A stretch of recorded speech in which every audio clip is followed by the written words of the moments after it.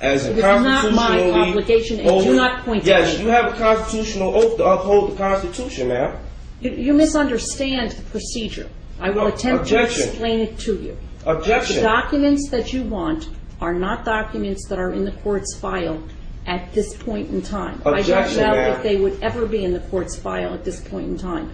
That's not my problem, ma'am. Absolutely, it's your problem. But that's your not my position problem. is that you want them from the prosecutor, and you have requested them from the prosecutor. That's right. And the prosecutor has failed to give them to you. That's right. You can make the appropriate application to the court, and you can say to the court, I've asked for them, I'm entitled to them, I haven't gotten them, order them to give it to me. I've already filed received a no notarized affidavit of fact in reference to return of property weeks ago. A notarized affidavit. So if you're telling me you don't have to acknowledge affidavits, all right, that's what your statement is. However, bottom line is this court has failed to prove jurisdiction and has avoided the issue of jurisdiction at all costs. And nobody in here has the status.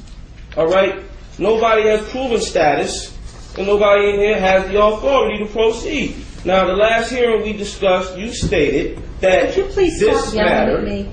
This matter, you stated, ma'am, for the record, you stated that this matter was relative to jurisdiction, not Mr. Kiesler's position here and not anything else. You stated that you were giving the prosecution a chance to prove jurisdiction, and he's not even the assigned prosecutor to the case, but obviously he's remaining silent, and he has nothing to state. So I move that this case be dismissed.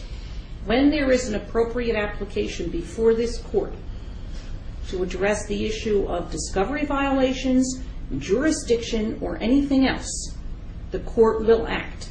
Filing a notarized or not notarized affidavit is not an appropriate way to bring a matter before the attention of the court.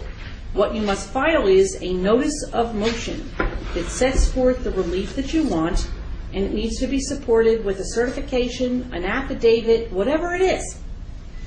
Can you repeat that, ma'am? Notice of motion.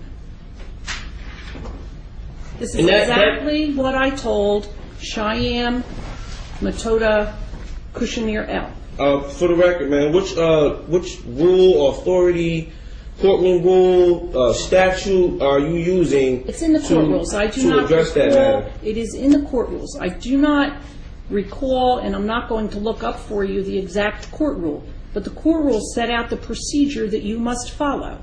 Objection, ma'am. I'm not a party to society.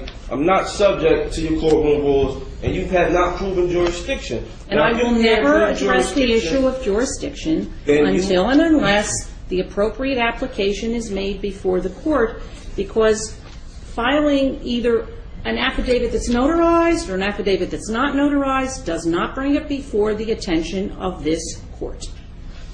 Objection. There is no discretion to ignore the lack of jurisdiction. Joyce versus United States.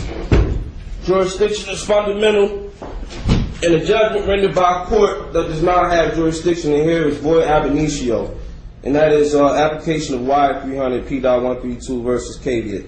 Once jurisdiction is challenged, the court cannot proceed when it clearly appears the court lacks jurisdiction. The court has no authority to reach merits, but rather should dismiss the action. Melo versus United States 505 F2D. When jurisdiction is challenged, the party invoking jurisdiction has the burden of establishing. Basso versus U.S. Power Light Company. Courts enforcing their statutes do not act judicially but merely ministerially. Thus, no judicial immunity, and unlike courts of law, do not obtain jurisdiction by service of process, nor even arrest and compelled appearance. I'm here by way of threat, duress, coercion. I'm going to make that clear for the record every time I have to appear here, if I have to appear here. The only reason I'm appearing here is by way of your threat, duress, coercion, or your company's threat, duress, coercion. You can Once jurisdiction is challenged. Let me interrupt you, please. You can read me this until the cows come home. You can read it ad nauseum and ad infinitum. It doesn't change the fact that until the issue is brought appropriately before this court, no ruling with regard to jurisdiction is ever going to be made. Now, let me ask you this question, though. In the other matter, first of all, let me backtrack a little bit. Let me get the correct number out here because we now have two numbers. In the case with indictment number 08-04-0441, which is the one in which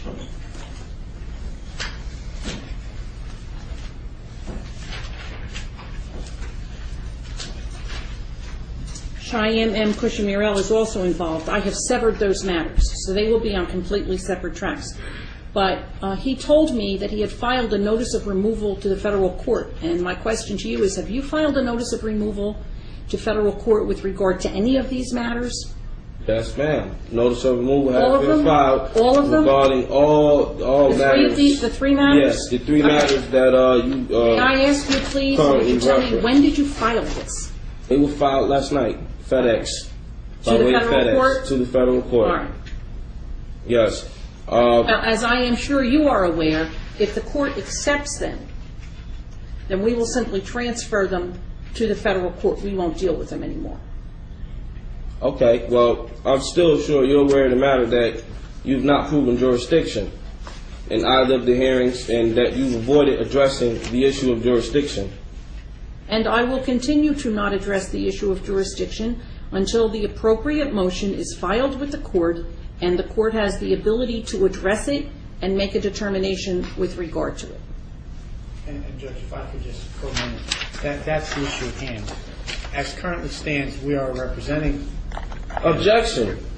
You're not representing me. Judge. Therefore, it would be our responsibility to file that motion.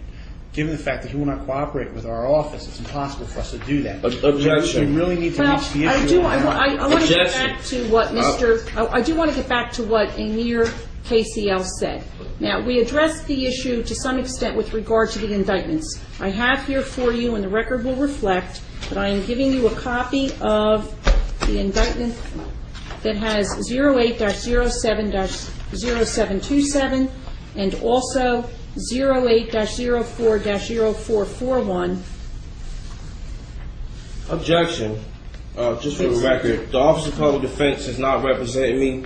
You don't have any power of attorney for me, and I'm not part of your society, so you cannot represent me, and we do not share nationalities. Okay, now, for the record, Mr. I need the Kramer. nationality of every agent in here, and I need the name and the information because I'm suing everybody. Mr. Kramer, Everybody. So I need everybody's name and your position, starting with you, excuse me, sir. who is calling out from the audience?